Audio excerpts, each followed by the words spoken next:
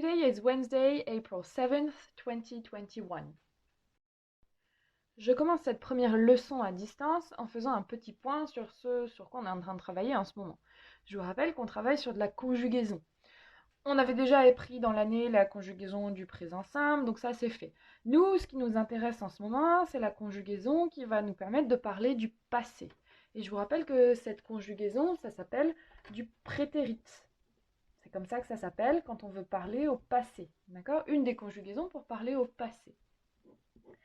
Ça fait un petit bout de temps maintenant qu'on travaille là-dessus et je vous rappelle la construction du prétérit. Ok? Déjà, la toute première chose qu'on fait et qu'on fera à chaque fois qu'on veut conjuguer un verbe à n'importe quel temps, c'est d'enlever la marque de l'infinitif. C'est logique puisqu'on veut conjuguer. D'accord? Donc la première étape, je rappelle, c'est on enlève to. Par exemple, si je prends le verbe to kill, puisqu'on est dans les enquêtes policières, là, ça veut dire qu'il faut que j'enlève au verbe le petit to. Ok?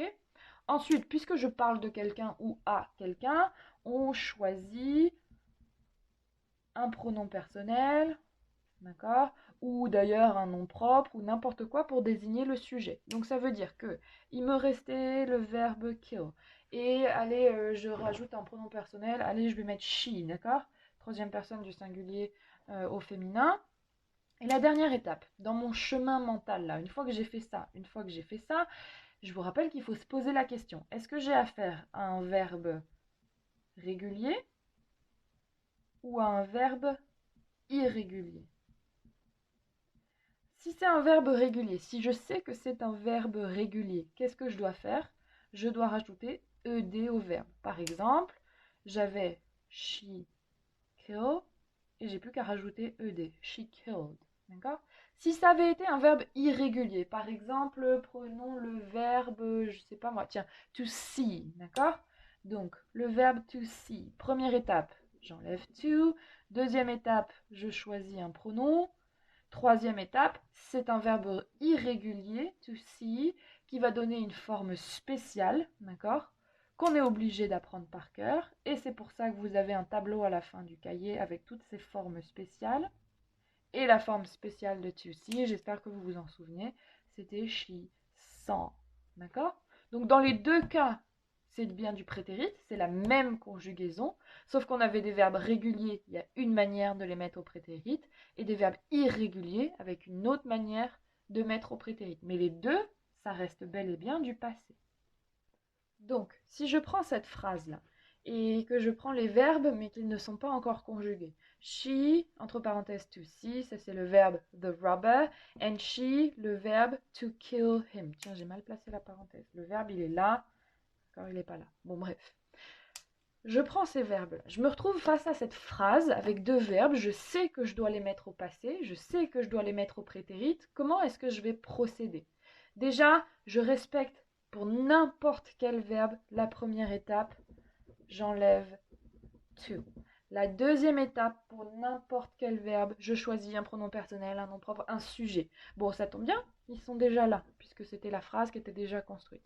Troisième étape, je réfléchis. Pour chaque verbe, est-ce qu'il s'agit d'un verbe régulier ou irrégulier? Et comment je fais pour savoir? Eh bien, plusieurs solutions.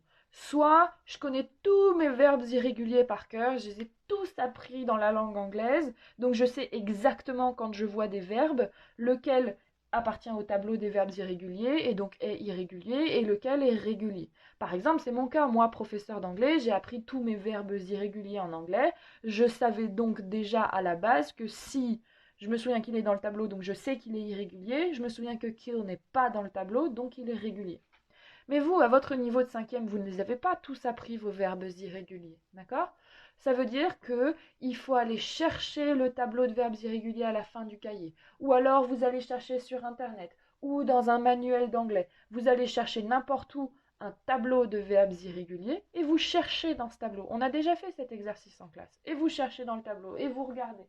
Est-ce que vous trouvez to see? Si vous le trouvez, donc c'est un verbe irrégulier. Est-ce que vous trouvez to kill? Vous ne le trouvez pas, donc il est régulier. D'accord? Si on l'avait même appris par cœur et vous le retrouvez dans le tableau, ça fait saw. Donc dans la phrase, ça ferait she saw the robber. and she kill. Vous ne l'avez pas appris en tant que verbe irrégulier. Vous ne l'avez pas trouvé dans le tableau des verbes irréguliers. C'est un verbe régulier, donc ça devient killed. And she killed him. She saw the robber and she killed him. Et là, vous avez fait une phrase au prétérit. Vous êtes capable de faire des phrases au prétérit. On termine en se concentrant sur cette histoire de verbe régulier. Donc je prends vraiment ce morceau-là, ici, là.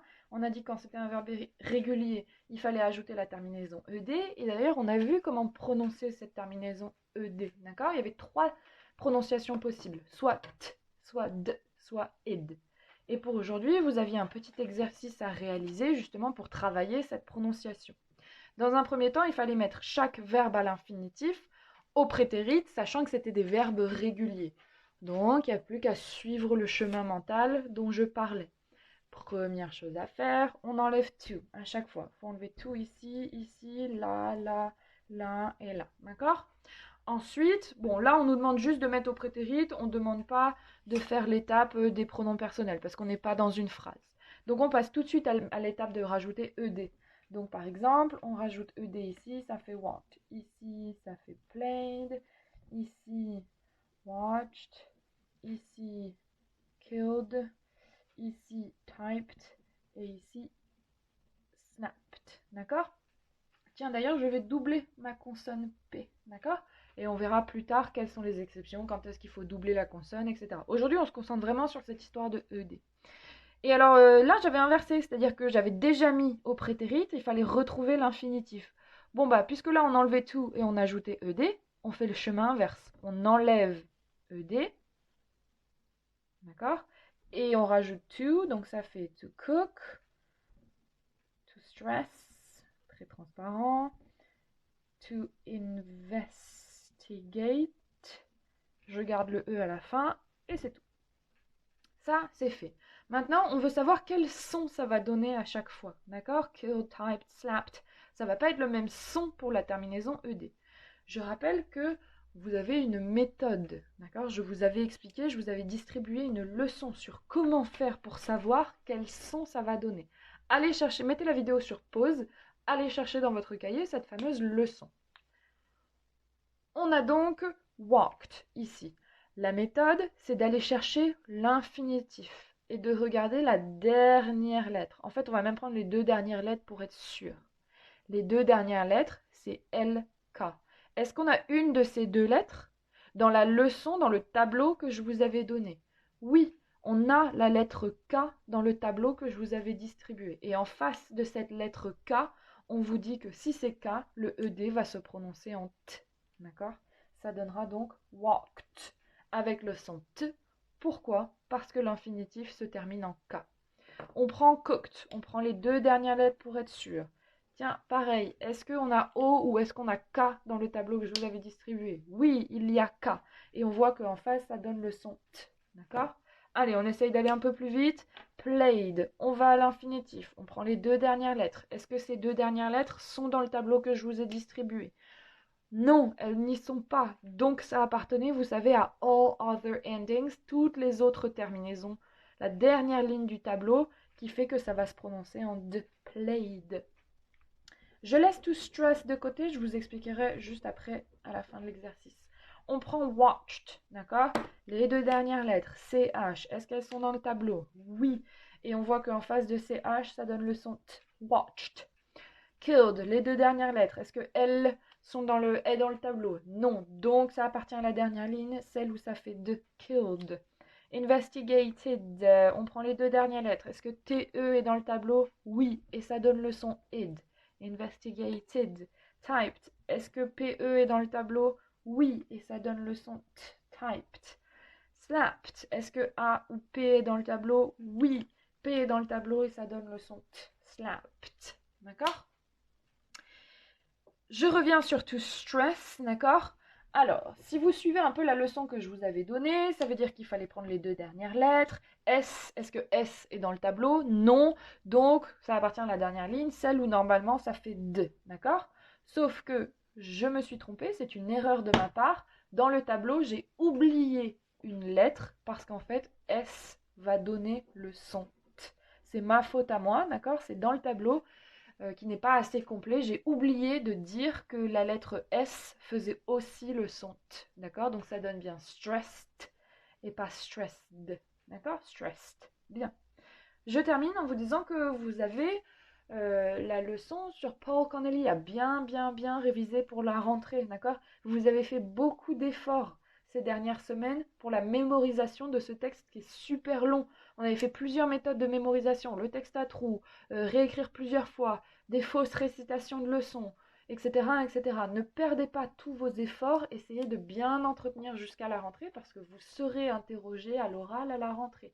Donc ne perdez pas ça, ne perdez pas le son du ED dans cette leçon, etc. Okay? Good. So for today, you can write the date, okay, in your copybook. Maybe you can write this as well to, refresh your mind, okay? Make sure this is glued in your copybook, okay? And you have no homework for next time, except that, well, next time we will do exercises. Pas de devoir pour la prochaine fois, d'accord? Sauf bien réviser la leçon sur Paul Connelly. Et la prochaine fois, on fera des exercices pour bien travailler le prétérit et pour qu'à la rentrée, vous soyez nickel.